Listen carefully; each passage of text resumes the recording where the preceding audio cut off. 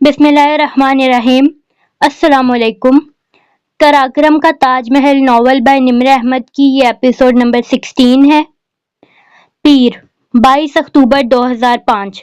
Field अस्पताल से कुछ दूर वो एक पत्थर पर खामोशी से बैठी खनक हवा की सरसराहट सुन रही थी।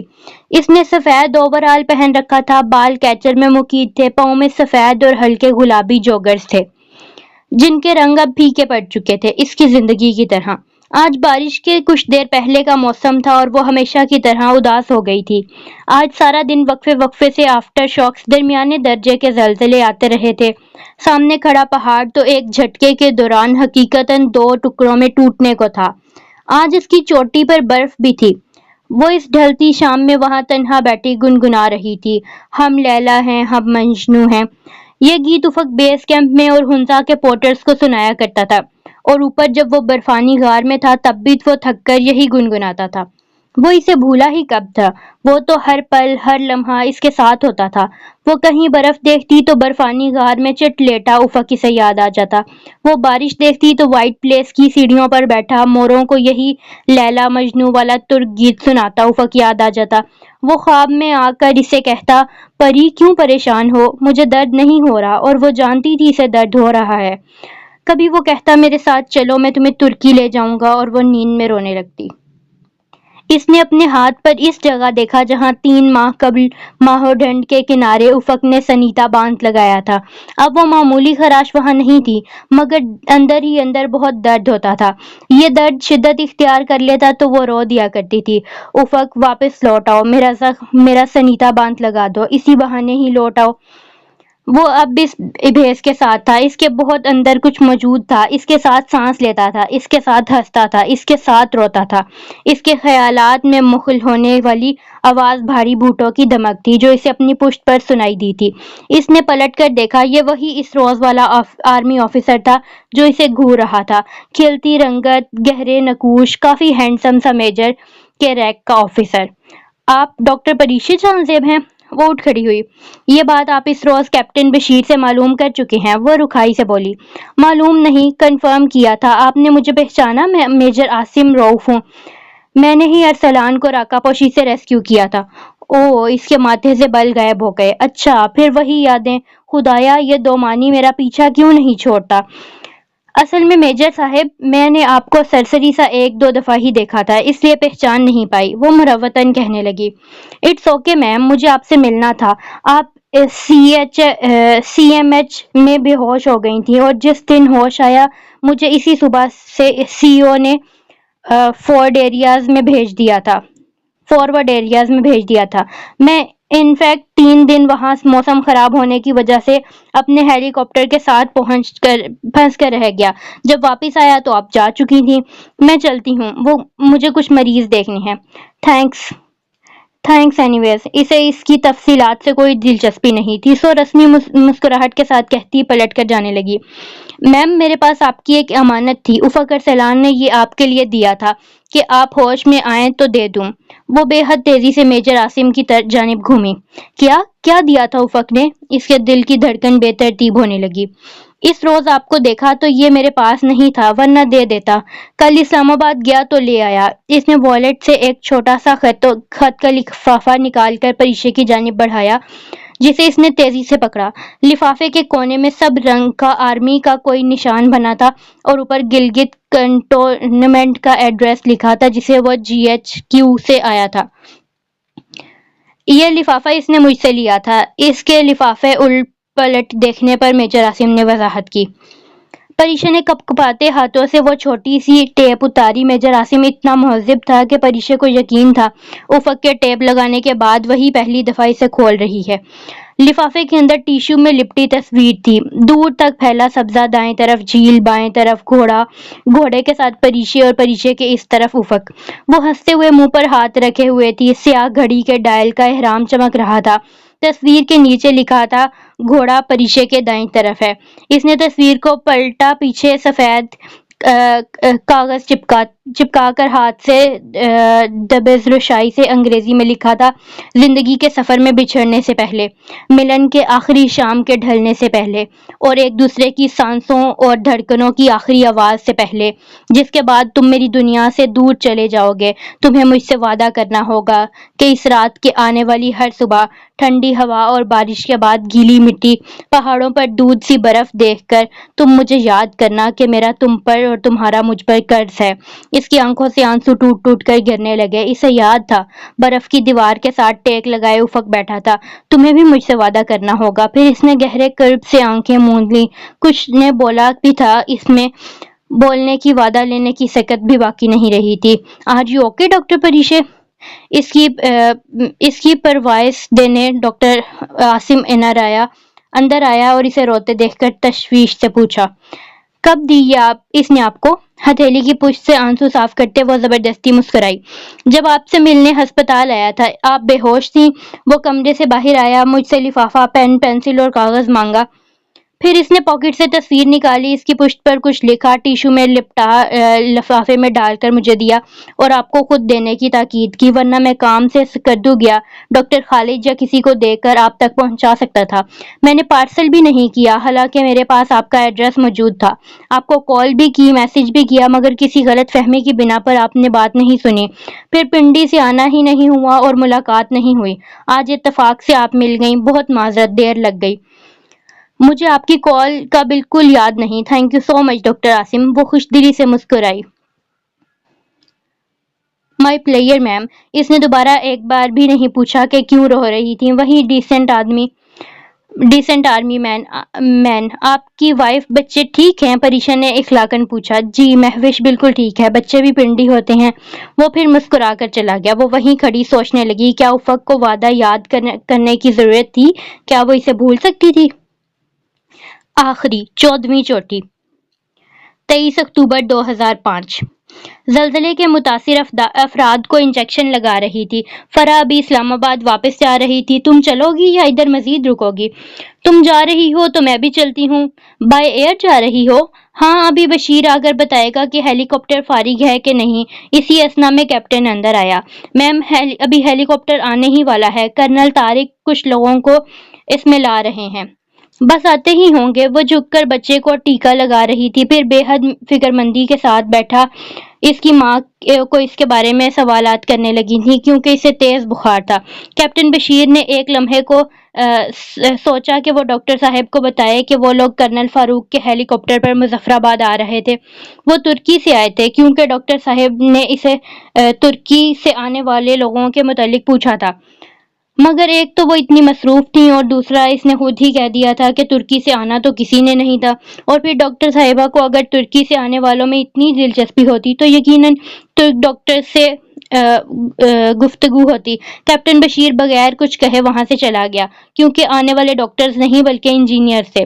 آدھے گھنٹے بعد یہ بشیر ہی تھا جس نے دونوں کو کرنل فاروق کے پہنچنے کی اطلاع دی۔ آپ سامان وغیرہ پیک کر کے جلدی آ جائیں، کیونکہ کرنل صاحب نے فوراً واپس جانا ہے۔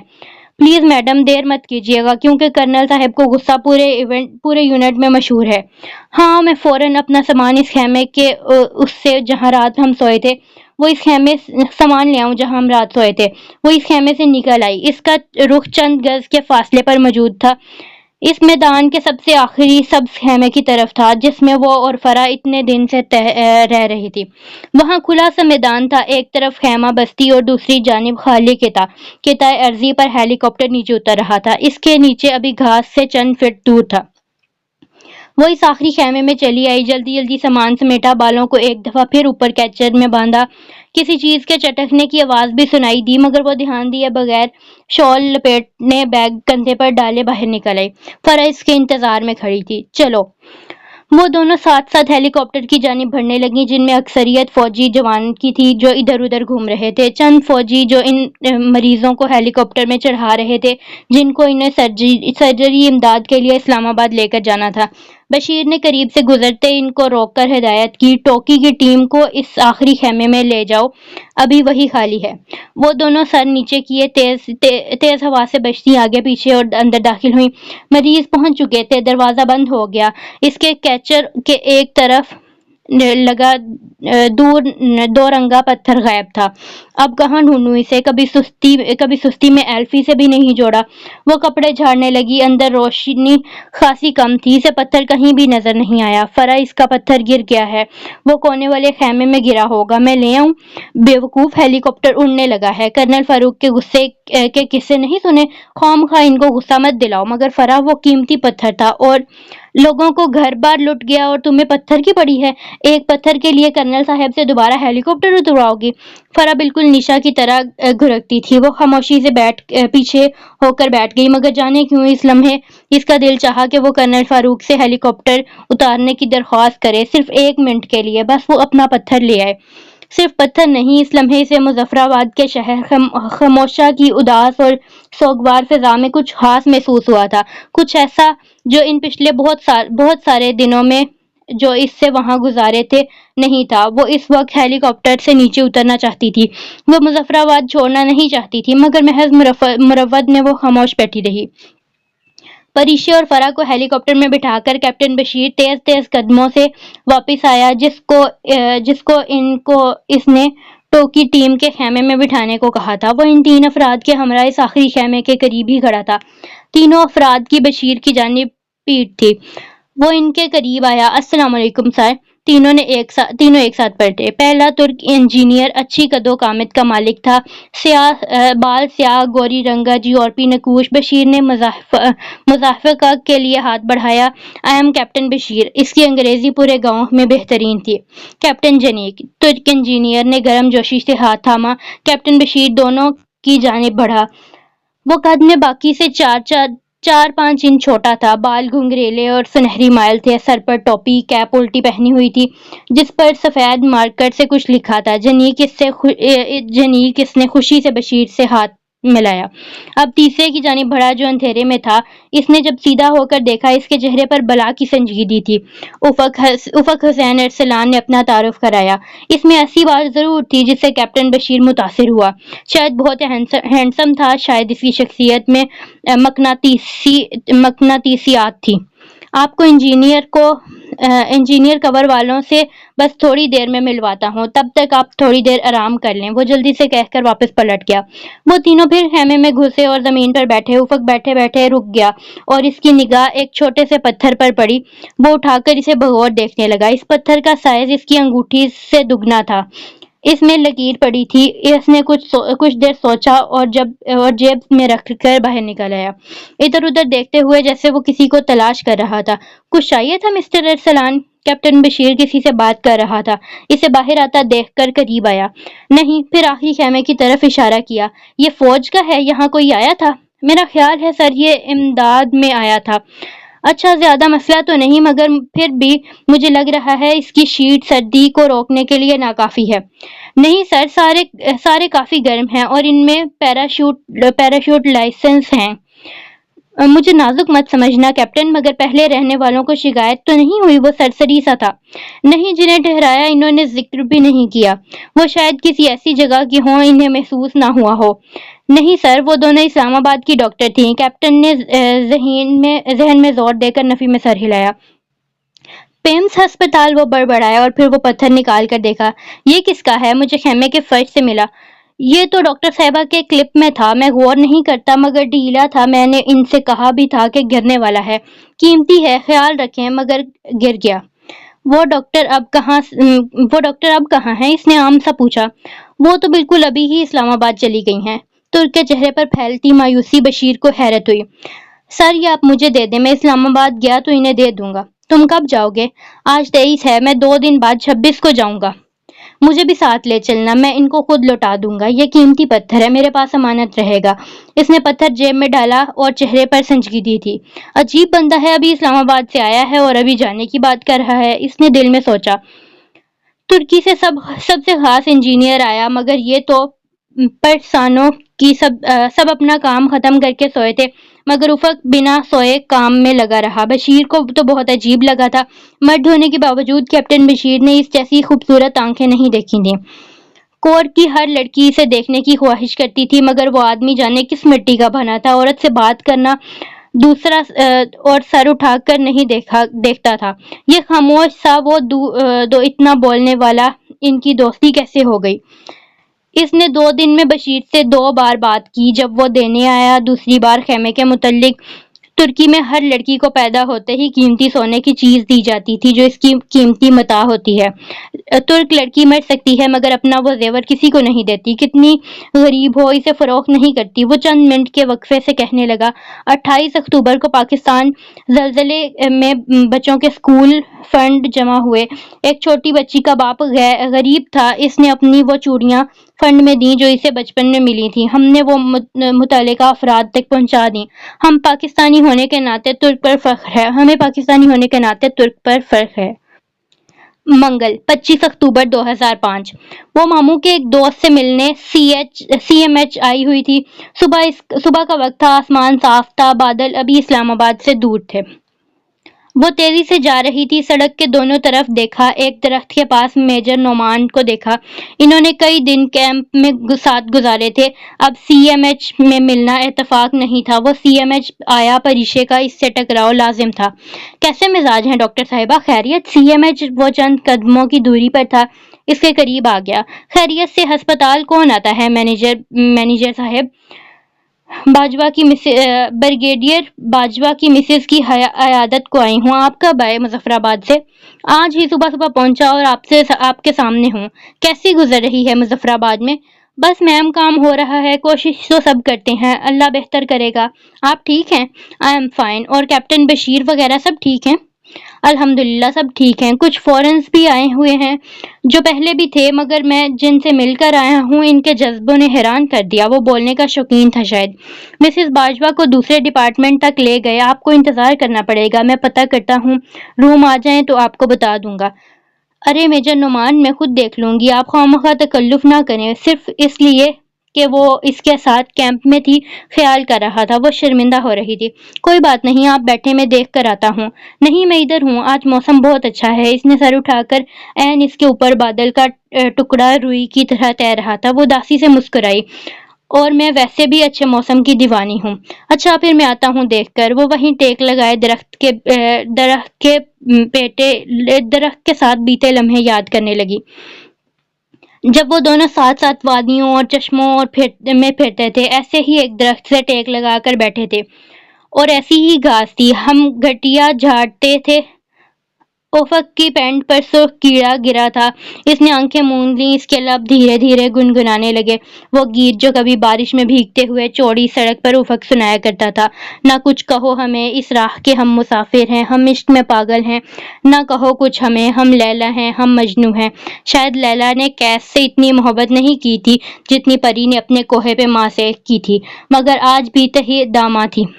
وہ جانے کتنی دیر ترک گیت گاتی رہی، کسی آہٹ سے آنکھ کھلی، میجر سڑک پر کھڑا مسکرا رہا تھا۔ آپ نے غلط پروفیشن چوز کیا ڈاکٹر صاحبہ، آپ تو بہت اچھا گا لیتی ہیں، پھر میڈیکل میں کیوں آئیں؟ نہیں یہ تو بس ایسے ہی۔ وہ جھٹ سے اٹھ گئی اور زرد پتھروں کا ڈھیر اس کی گود سے نیچے گرا۔ بریگیڈیئر کی وائف روم میں آ چکی ہیں، آپ ان سے مل لیں۔ وہ پھر ایک لمحے کے توقف سے سوچتے ہوئے پوچھنے لگا، ویسے ڈاکٹر صاحبہ یہ گیت خاصا مشکوک ہے کیا؟ نہیں تو، اس نے ہنس کر سر جھٹکا، چند پتے ٹوٹ کر اور گرے۔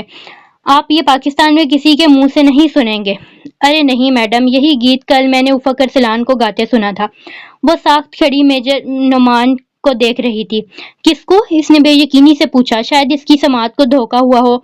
افق ارسلان کو آپ نہیں جانتی، وہ ترک انجینئر ہے نا، اس کی بات کر رہا ہوں۔ آپ مسز باجوہ سے مل لیں، وہ تو اس دنیا کو بھول گئی۔ کون سا ترک انجینئر؟ اس نے شاید غلط سنا، اسے غلط فہمی ہوئی۔ افق ارسلان نام ہے اس کا۔ وہ آپ کو کہاں ملا؟ وہ پلک جھپکانا بھول گئی۔ وہیں مظفر آباد میں، وہ ریلیف کے لیے ترکی سے آیا ہے، وہ کل یہی گا رہا تھا، شاید ترک گیت ہے۔ وہ جس طرح اس کو دیکھ رہی تھی وہ الجھ گیا۔ مگر میں نے تو مظفر آباد میں کوئی ترک انجینئر نہیں دیکھا۔ اس کی آواز پھنسی ہوئی نکل رہی تھی۔ وہ اسی روز آیا تھا، اسی ہیلی کاپٹر میں، کرنل طارق کے ہمراہ، اسی لیے اب میجر نعمان کو واضح بے چینی ہو رہی تھی۔ اسی ہیلی کاپٹر میں وہ دور کھو گئی کہ آنے والے لوگوں کو وہ دیکھ نہیں پائی تھی۔ آر یو اوکے ڈاکٹر جہاں زیب؟ وہ چونکی. نہیں، وہ اس کا پورا نام کیا ہے؟ میجر نعمان نے گہری سانس بھری. افق حسین ارسلان. اب وہ کچھ سمجھ رہا تھا. وہ اسے جانتی تھی. اب کنفرم کرنا چاہ رہی تھی.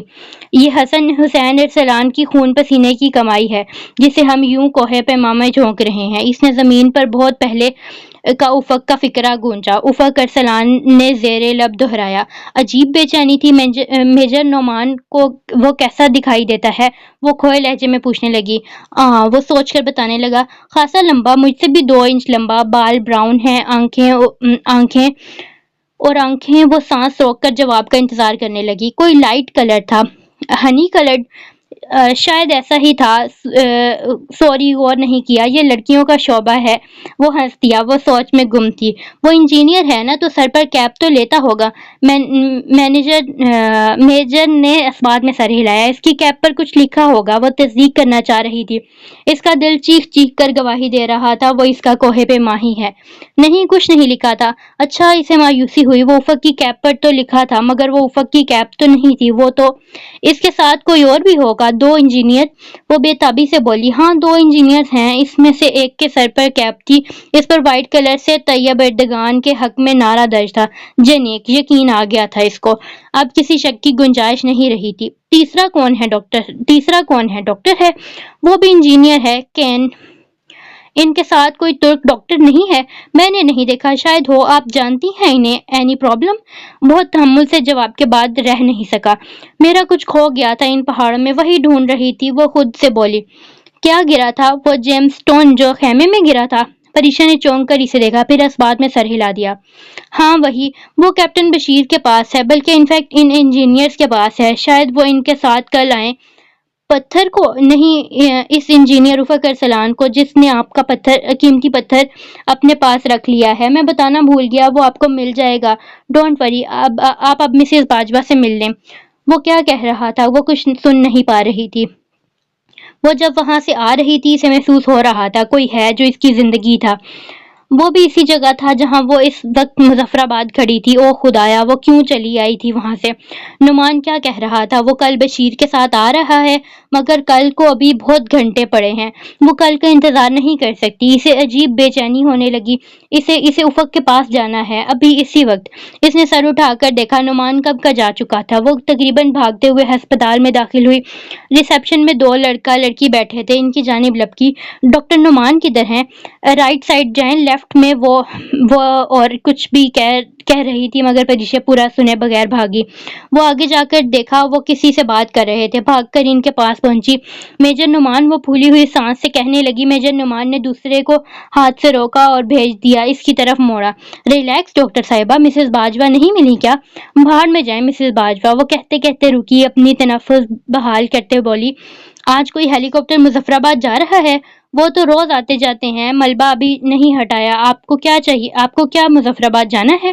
جی پلیز، مجھے ابھی جانا ہے. ابھی تو وہ سوچ میں پڑ گیا. شاید ہمارے کرنل مانسہرہ جا رہے ہیں، تو مجھے راستے میں مظفر آباد چھوڑ دیں. وہ بے تابی سے بولی. مظفر آباد مانسہرہ کے راستے میں نہیں پڑتا. آپ کو کوئی ایمرجنسی ہے کیا؟ ہاں، وہ میرا پتھر. وہ کل وہ لوگ لے آئیں گے نا؟ مگر کل میں دیر ہے. میرا پتھر قیمتی تھا. چاہیے مجھے ابھی ان سے بات کرنی ہے تو میں ابھی کروا دیتا ہوں. وہ کیسے؟ پریشے کو حیرت ہوئی. غالباً کئی برس پہلے بیل نامی نے ایک چیز ایجاد کی تھی جسے فون کہتے ہیں. ہاں پتہ ہے، مگر سگنل نہیں تھے نا. اب کچھ آنے لگے بھی نہیں ہیں. تو آرمی رابطہ تو ہے نا. آپ کی بات کروا دیتا ہوں. وہ چلا گیا. پریشا وہی اضطرابی حالت میں انگلیاں مروڑنے لگی. اس کے اوپر ہوتے تو اڑ کر مظفر آباد وقت پر پہنچنا چاہتی تھی. مجھے اس حال میں اس سے ملنا تھا، دیکھنا تھا. میں کیوں چلی آئی؟ پتہ نہیں 20 منٹ کب ہوں گے. وہ افق کی آواز سنے گی. اس کی روح پیاسی تھی. جانے اب وہ کیسا ہوگا. ویسے ہی ہنستا ہوگا. اس کا دل بے قراری میں ایسے تھا ابھی باہر آ جائے گا. 20 منٹ ہوئے تو وہ انتظار نہیں کر سکتی تھی. وہ میجر نعمان کے روم کی طرف آئی جہاں وہ گیا تھا. اتنی بے قراری تھی کہ وہ قواعد کو بھلا کر بغیر دستک داخل ہو گئی. میجر نعمان میز پر رکھے فون کا ریسیور کان سے لگائے بات کر رہا تھا. ہاں میں انہیں بلاتا ہوں، بلکہ وہ آ گئی ہیں. اس نے ہاتھ سے پریشا کی طرف اشارہ کیا. وہ خواب کی کیفیت میں اس تک چلی آئی. آپ نے کس انجینئر سے بات کرنی ہے؟ اس نے ماؤتھ پیس پر ہاتھ رکھ کر پوچھا. افق ارسلان، اس کی آواز کپ آئی۔ ہاں افق ارسلان سے بات کرواؤ۔ میجر نعمان نے ریسیور اس کی جانب بڑھایا اور کمرے سے باہر نکل آیا اور دروازہ بند کر دیا۔ کتنی دیر وہ سوچ میں تھی اسے کیا افق سے کہنا ہے، جانے وہ افق ہے بھی کہ نہیں۔ وہ بولنا چاہ رہی تھی مگر الفاظ لب پر ٹوٹ رہے تھے۔ دوسری طرف گہری سانس لے رہا تھا، پھر اس کی آواز آئی، پریشے۔ اس لمحے پوری کائنات رک گئی تھی۔ وہ الفاظ لاکھوں میں شناخت کر سکتی تھی، وہ اس کا افق ہی تھا۔ اس کے قدم لڑکھڑا گئے، اس نے میز کو مضبوطی سے تھام لیا۔ پری بولو نا، میں سن رہا ہوں۔ وہ بے اختیار رو پڑی۔ افق؟ پری، وہ اداسی سے مسکرایا تھا۔ تم کہاں ہو افق؟ اس نے مشکل سے میز تھام کر پوچھا، آنسو گر رہے تھے۔ میں ہمالیہ کے آسمان کے نیچے ہوں۔ ایک دفعہ پھر ہمالیہ کا آسمان دونوں کے بیچ آ چکا تھا، وہ پھر ان پہاڑوں میں آ چکا تھا جہاں سے وہ اسے کھینچ کر لائی تھی۔ تم رو رہی ہو پری؟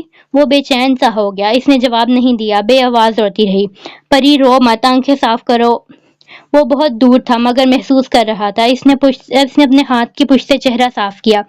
اب بتاؤ کیسی ہو؟ جانے کیسے سمجھ چکا تھا اس کی آنکھیں صاف کر لی۔ بہت تہ دامہ ہوں میں افق، بہت ویران۔ جانے اتنی ویرانی میرا مقدر کیوں بن گئی ہے؟ میں بالکل خالی ہاتھ ہوں۔ میں نے وہ سب بھی کیا جو کسی لیلا ہی نے نہیں کیا ہوگا۔ سوہنی کا تو گھڑا ٹوٹا تھا، میرا سب کچھ دامانی کی دھند میں بکھر گیا، پھر بھی منزل نہیں ملی۔ میں نے تو عشق میں صحرا کا سمندر پار کیا تھا۔ وہ پھر رونے لگی تھی۔ تم مجھے چھوڑ کر چلے گئے تھے افق، تم ہی نے کہا تھا۔ بہت آہستہ بولا۔ میں نے کہا تھا؟ تم نے عہد لیا تھا گلیشیئر پر، دامانی گواہ ہے، تمہیں یاد نہیں؟ میں نے عہد لیا تھا، میں نے کہا تھا، میں نے تو اور بھی بہت کچھ کہا تھا۔ میں نے تمہیں کیمپ سے چلے جانے کو کہا تھا، بات مانی تھی میری، صرف یہی بات کیوں ماننا تھا یاد رہا؟ مجھے کیوں چھوڑ گئے؟ میں ہسپتال جاگی تو میں اکیلی تھی، آج بھی میں اکیلی ہوں۔ تم نے میرے ہوش میں آنے کا انتظار بھی نہیں کیا اور چلے گئے۔ وہ تھکے لہجے میں بولا، میں نے اپنی خوشی سے وہ وعدہ نہیں نبھایا تھا۔ تم نے تو کہا تھا تم رہ لوگی۔ ہاں کہا تھا، پھر میں نہیں رہ سکی۔ آنسو اس کی گردن پر پھسل چکے تھے۔ پھر خاموشی چھا گئی۔ چند لمحے سرکے اور ادھر سے پری نے کہا۔ وہ لب سی طرح روتی رہی۔ پری، میں رکنا چاہتا تھا، میں صرف اور صرف تمہارے لیے گیا۔ تم نے پاپا کے لیے کہا تھا نا؟ تمہیں پاپا سے زیادہ تو نہیں پسند تھا نا؟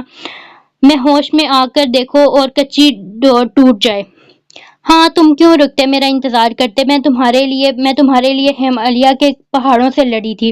تم کیوں لڑتے میرے لیے افق؟ تم نے محبت کی ہوتی تو وہ بچوں کی طرح رو کر 2 مہینوں کا غبار نکال رہی تھی۔ وہ زخمی دل کے ساتھ مسکرایا۔ ہاں واقعی میں نے محبت نہیں کی تھی، میں نہیں کر سکا، کوشش بہت کی صرف محبت کر سکوں، مگر میں نے تم سے محبت نہیں کی تھی پری، میں نے تم سے عشق کیا تھا۔ محبت کی ہوتی تو تمہیں باپ کے بارے میں بغاوت پر مجبور کرتا، محبت کی ہوتی تو واپس نہیں آتا۔ میں نے محبت ہی تو نہیں کی تھی۔ وہ خاموشی سے سن رہی تھی اسے کہ اس نے محبت نہیں عشق کیا تھا۔ افق، وہ کچھ اور نہیں کہہ سکی۔ اس کے آنسو پھر امڑ پڑے۔ پری، تمہارے پاپا وہ نہیں رہے، وہ بھی مجھے چھوڑ کر چلے گئے۔ میں جانتا ہوں۔ وہ چونکی، تم کیسے جانتے ہو؟ وہ بہت مشہور آدمی تھے، تم نے ایک دفعہ ان کا پورا نام بتایا تھا، ان کے انتقال کی خبر میں نے پڑھی تھی۔ وہ 2 ماہ میں نے بند کمرے میں اخبار پڑھنے کا کام ہی تو کیا۔ میں تم سے ان کا افسوس بھی نہیں کر سکا۔ میرے پاس تمہارا کوئی نمبر نہیں تھا، نہ کوئی تعلق رہا تھا۔ تعلق تو تھا افق، وہ تعلق تو دنیا کے آنے سے پہلے کا تھا۔ اب اس کے دل کا کچھ بوجھ ہلکا ہوا تھا۔ پری، کچھ دیر میں افق نے پکارا، میں آ جاؤں؟ کیا تمہیں اب بھی یہ پوچھنے کی ضرورت ہے؟ میں کل آ رہا ہوں، مجھے ویسے بھی تمہارا پتھر دینا ہے۔ مجھے پتا ہے، میجر نعمان نے بتایا کہ پتھر بلکہ جیم سٹون تمہارے پاس ہے۔ وہ اب سنبھل چکی تھی۔ میں اس کو بھی چھوڑ دیا تھا۔ جیم سٹون؟ وہ دھیرے سے ہنسا۔ اتنے اچھے فوجی دھوکہ کھا گئے، تم انہیں مت بتانا کہ یہ کیچر پر لگا معمولی سا پتھر تھا۔ نہیں، میں کیوں بتاؤں گا؟ میرے لیے یہ پتھر ہے جیسے وہ تصویر تھی، میرے لیے یہ قیمتی ہے جیسے وہ تصویر تھی۔ میجر عاصم نے دے دی تھی وہ؟ ہاں مل گئی تھی مجھے۔ وہ گیت بہت اچھا لگتا تھا جو تم نے بالکنی میں سے سنایا تھا۔ وہ سر جھکائے میز کا کونا کھرچ رہی تھی۔ میں کل آ رہا ہوں، اب رونا نہیں۔ اچھا نہیں روتی افق، تم نے آخری دفعہ ہسپتال میں میرے کان میں کیا کہا تھا؟ وہی جو اس تصویر پر لکھا تھا۔ وہ ہنسی۔ اچھا، پھر کسی خیال میں پوچھنے لگی، سنو، بولو، تم کدھر آؤ گے؟ پیمز اسلام آباد۔ نہیں وہاں مت آنا، وہ سوچ کر بول رہی تھی۔ کیوں؟ وہ حیران ہوا۔ افق تمہیں یاد ہے پہاڑوں کے بیچ مجھے ایک شہزادہ ملا تھا؟ وہ بیچ سڑک شہزادے کو پری ملی تھی۔ وہ مسکرایا۔ تمہیں یاد ہے مارگلا کی پہاڑیوں پر میں برف میں بیٹھی تھی، تم گھوڑا دوڑاتے آئے تھے؟ ہاں بھولا ہی کب ہوں۔ تو میں چاہتی ہوں ہم پھر ملیں۔ میں پتھر پر تمہارا انتظار کروں گی، تم اسی طرح گھوڑا دوڑا کر آؤ، میں کہوں کہ تصویر اتار سکتی ہوں، پھر میں تمہارے کیمرے سے تمہاری تصویر لوں گی، ہم اسی جگہ ملیں گے، ہم تصور کریں گے کہ 3 ماہ ہماری زندگی میں جیسے آئے ہی نہیں تھے۔ تم کبھی نہیں بدلو گی پریشے جھانزے، تم ہمیشہ عام چیزوں میں بھی خوبصورتی تلاشتی رہو گی۔ وہ اس کے خوبصورت تسلسل پر ہنس دیا۔ تم بھی تو یہی کرتے ہو، میں دعا کروں گی گل میں مارگلا پر ایسے بادل اتارے جیسے 3 ماہ 3 دن پہلے اترے تھے۔ میں دعا کروں گا میری پری مجھے اسی طرح سفید اور گلابی رنگ میں ملے، تم کل وہی کپڑے پہننا جو اس روز پہنے تھے۔ پریشے نے اپنے جوگرز کو دیکھا، کیا وہ یہی پہن کر افق سے ملنے جائے گی؟ نہیں، وہ نئے خریدے گی۔ افق کو کون سا ان کا ڈیزائن یاد ہوگا؟ مردوں کی ایسی باتیں یاد کہاں رہتی ہیں بھلا؟ ٹھیک ہے، تم بھی وہی جیکٹ پہننا۔ پھر چند لمحے دونوں خاموش رہے، دونوں نے کچھ سوچا اور ایک ساتھ بولے، اور تم وہی والا۔ مگر کچھ یاد آنے پر دونوں خاموش اکٹھے بولے تھے، ایک دوسرے کی بات نہیں سن پائے تھے۔ کل تمہارے ماموں کے پاس چلیں گے، وہ ابھی پچھلی بات میں ہی تھی، بے دہانی میں بولی۔ وہ کیوں؟ تمہیں ٹام کروز نے پرپوز کیا تھا نا، بس وہی لے کر جائیں گے۔ پھر دونوں ہنس دیے۔ اچھا آدمی ہے، کر لوں گی میں اسی سے شادی۔ ہاں مگر مجھے قتل کر کے کرنا اس سے، وہ جل کر بولا، پھر خود ہی ہنس دیا۔ اچھا اب میں فوج کا مزید خرچہ نہیں کر پاتی، فون بند کرو، 3 بجے ملتے ہیں۔ میں ریلیف کے لیے آیا ہوں مگر کل کے لیے ٹائم نکال لوں گا۔ میرے لیے سب سے اہم کام تم ہو، مجھے یاد ہے رکا پوشی میں تمہارے آنسو گرے تھے، وہ آنسو تمہیں لوٹانے ضرور آؤں گا۔ اس نے اللہ حافظ کہہ کر فون بند کر دیا۔ آج کتنے عرصے بعد وہ پرسکون تھی۔ اس نے آنکھیں میچ کر ایک طمانینت بھری سانس لی اور پھر آنکھیں کھول دیں۔ وہ کمرہ کتنی خوبصورتی سے آراستہ تھا، کھڑکی سے باہر نظر آتا پورا کمرہ سبز تھا اور فضا کتنی پرسکون تھی۔ وہ باہر نکل آئی۔ میجر نعمانی سے تھوڑی دیر بعد مل گیا تھا۔ ہو گئی بات، اب خوش ہیں؟ پریشے نے بچوں کی طرح سر ہلا دیا۔ چلیں یہ تو اچھی بات ہے۔ وہ سمجھ چکا تھا کہ معاملہ محض پتھر کا نہیں تھا۔ وہ اس کا شکریہ ادا کر کے وہاں سے چلی گئی۔ آج اسے بہت کام کرنے تھے۔ وہ پورا گھنٹہ مظفر آباد کی مسمار کانوں کے قریب متلاشی نگاہوں سے کچھ کھوجتا رہا مگر اس کی وہ شے سے مل کے نہیں دے رہی تھی۔ جانے کب وہ مایوس سا چلتا ہائی کورلنز آ گیا۔ ہائی کور میں بھی خیمہ بستی نستی، وہاں ایک جگہ گھاس پر بے تحاشا گرم کپڑوں، ٹوپیوں اور موزوں کا ڈھیر لگا تھا۔ ارد گرد چند لوگ پھر رہے تھے مگر امداد کے اس ڈھیرے سے کوئی کچھ نہیں اٹھا رہا تھا۔ پھر اس نے متلاشی نگاہوں سے اس ڈھیر کو دیکھا، اس نے مطلوبہ چیز وہاں بھی نہیں تھی۔ وہ مایوسی سے پلٹنے لگا جب اسے دور ایک درخت کے تنے کے ساتھ ایک کم عمر لڑکی بیٹھی دکھائی دی جس کے سر پر ہاتھ سے بنا ہیٹ تھا۔ اس کی مراد بھر آئی تھی۔ وہ اسی طرح جینز کی جیبوں میں ہاتھ ڈالے تیز قدموں سے چلتا ہوا اس تک آیا۔ بات سنو، اس کے بالکل سامنے جا کر افق نے اسے مخاطب کیا۔ لڑکی نے گردن اوپر اٹھائی، اس کے بال بھورے اور رخسار سیبوں کی طرح سرخ تھے۔ اس کا حلیہ دیکھ کر افق کو قدرے تذبذب ہوا۔ انگریزی سمجھتی ہو؟ ہاں میں یونیورسٹی کی اسٹوڈنٹ ہوں۔ دھوپ سے سرخ چہرے پر سوگواریت بکھر گئی۔ اب کہاں کی یونیورسٹی اور کہاں کی انگریزی، سب کچھ راکھ ہو گیا۔ خیر تم بتاؤ تمہیں کچھ چاہیے؟ ہاں مجھے تمہارا ہیٹ چاہیے، وہ اسی طرح اس کے سامنے گردن جھکائے اسے دیکھتے ہوئے کہہ رہا تھا اور لڑکی ویسے ہی درخت کے ساتھ ٹیک لگائے اسے دیکھ رہی تھی۔ میرا ہیٹ؟ اس نے اپنی سبز آنکھوں حیرت سے سکڑیں۔ اس بدرنگ پرانے ہیٹ کا کیا کرو گے؟ مجھے کسی کو گفٹ کرنے کے لیے ہیٹ چاہیے مگر مظفر آباد میں مجھے تمہارے ہیٹ کے سوا کسی کا دکھائی نہیں دیا۔ یہ تو بہت پرانا ہے، 3 سال پہلے شاید بنایا تھا۔ لڑکی سر سے ہیٹ اتار کر اسے غور سے دیکھنے لگی۔ اوہ مطلب تم ہیٹ بنا سکتی ہو؟ بلا شبہ یہ بہت مشکل کام ہے تو مگر میری پھپھو نے مجھے سکھایا تھا۔ خیر تمہیں ہیٹ چاہیے، میرے گھر میں شاید کوئی رکھا ہوا ہو۔ اس نے اسے دوبارہ سر پر پہن لیا۔ ہاں سادہ سا ہو، ایک اوپر کھلا گلاب ضرور ہو جس کی پتیاں سیاہ ہو کر مرجھا گئی ہوں۔ وہ حیرت سے بولی، باسی گلاب کا کیا فائدہ؟ میں تمہیں یہ بات نہیں سمجھا سکتا، جسے دوں گا اسے باسی گلاب اچھا لگے گا۔ وہ فون پر اسے یہی ہیٹ پہن کر آنے کو کہنا چاہتا تھا، مگر اسے یاد آیا کہ وہ ہیٹ تو بہت پہلے اشو میں گر چکا تھا۔ ان دونوں نے عشق میں بہت کچھ کھویا تھا، اب اسے پریشے کے حصے کی چیز اسے لوٹانی تھی۔ تم نے اسے وہ ہیٹ کب دینا ہے؟ لڑکی نے دلچسپی سے اسے دیکھا، جینس کی جیب میں ہاتھ ڈالے، اونچا لمبا غیر ملکی وجیح مرد اسے خاصی دلچسپ لگ رہا تھا۔ کل سحپہر۔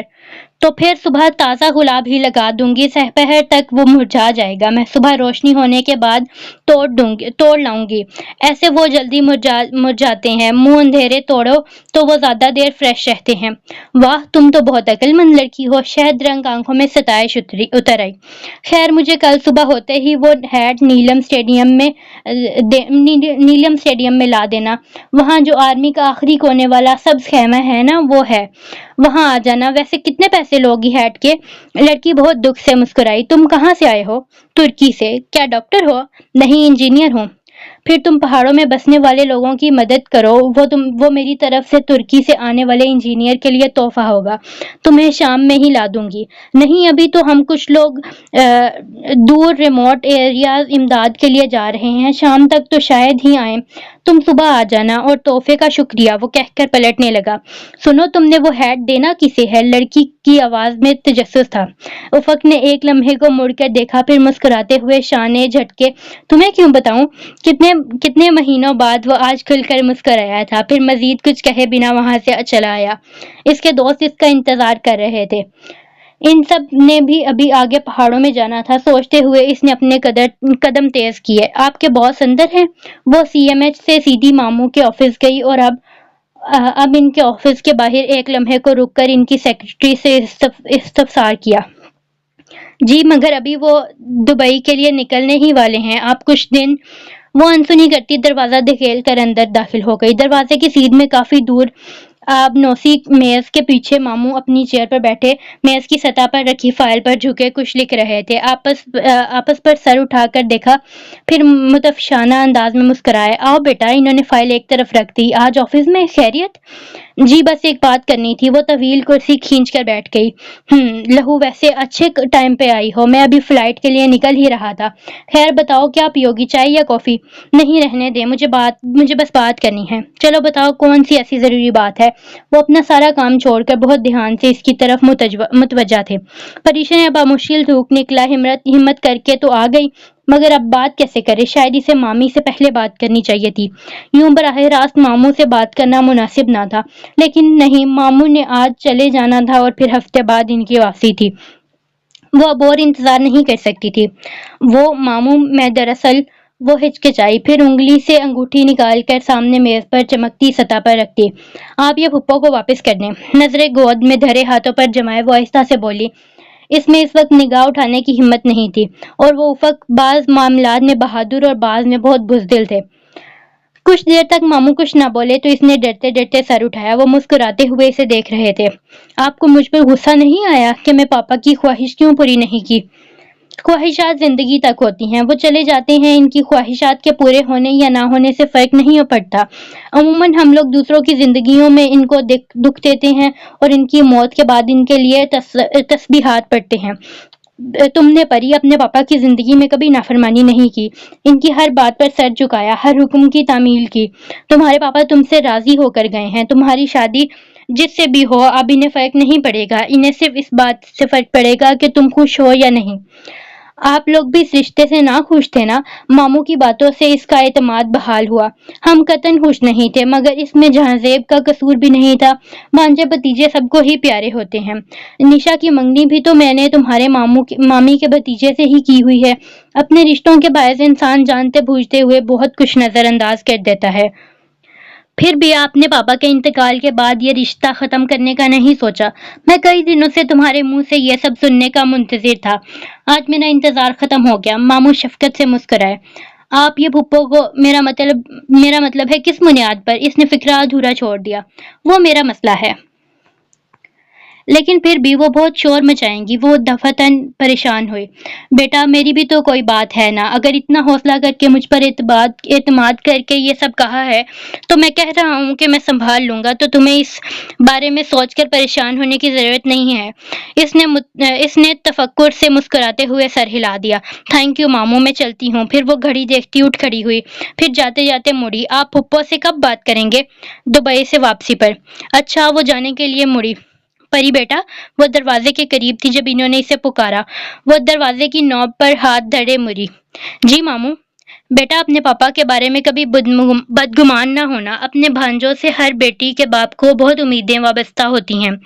اگر تمہیں لگتا ہے کہ راکا پوشی جانے کی اجازت نہ ملنے پر تمہاری ناخوشی محسوس کر کے تمہارے لیے لاکھوں روپے خرچ کر دینے والا باپ زندگی کے سب سے اہم معاملے پر سنگ دل ہو گیا تو تم غلط ہو۔ اسے اندازہ تھا کہ تم ناخوش ہو، مگر اسے بھانجا پہ اتنا پیارا تھا کہ اس کے خیال میں سیف سے شادی کروا کر وہ تمہیں زندگی کی تمام خوشیاں دے رہا تھا۔ تمہارے پاپا کی سوچ ہر مشرقی باپ کی طرح یہی تھی کہ وہ اپنی بیٹی کا برا بھلا زیادہ بہتر سمجھ سکتا ہے۔ وہ ایک بہترین باپ تھا، اس نے ہر حال میں تمہارے لیے بہترین ہی سوچا تھا۔ وہ اداسی سے مسکرا دی۔ آئی نو ماموں، میں پاپا سے کبھی ناراض نہیں ہو سکتی۔ شاید میں سیف سے شادی کر بھی لیتی، مگر بس دل نہیں مانتا۔ وہ اس سے آگے کچھ اور کہنا بھی نہیں چاہتی تھی، مگر رک گئی۔ یہ بات اسے ماموں کی واپسی پر کرنی تھی۔ خدا حافظ ماموں۔ وہ وہاں سے چلی آئی۔ اب اس کا رخ مارکیٹ کی طرف تھا۔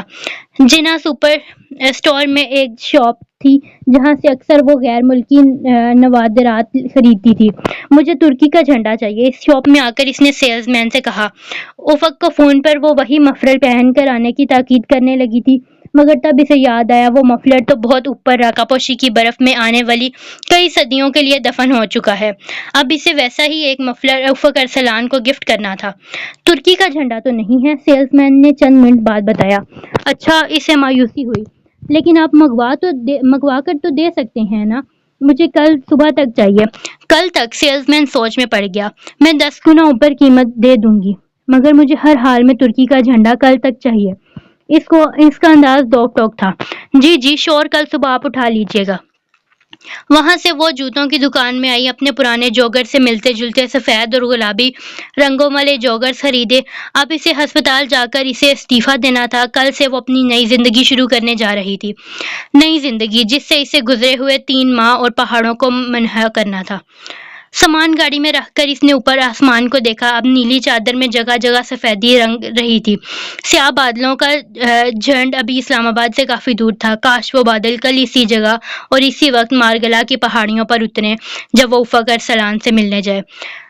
ڈھنڈ ہوئی اس کے مخالف سمت سے چلی۔ اس کے بال بار بار چہرے پر بکھر رہے تھے۔ اس نے گاڑی میں بیٹھنے سے قبل چند لمحوں کے لیے اپنی آنکھیں موند کر ہوا کی خوشبو سونگھی اور درختوں پر بیٹھی پھدکتی ہواؤں کی سرگوشیوں اور قدموں تلے بولتے پتھروں کی باتیں سنی، اور پھر آنے والے دن کی خوشیوں کا تصور کرتے ہوئے وہ آنکھیں کھول کر گاڑی میں بیٹھنے ہی لگی تھی کہ دور کہیں سے اڑ کر آتے 2 کووں نے اس کے سر کے پچھلے حصے پر اپنی چونچیں ماری۔ اس کے لبوں سے کراہ نکلی۔ اسی پل وہ آسمان پر اڑتے چلے گئے۔ وہ سر کا پچھلا حصہ سہلاتے ہوئے خوفزدہ نگاہوں سے افق پر غائب ہوتے ان کووں کو دیکھتی رہی۔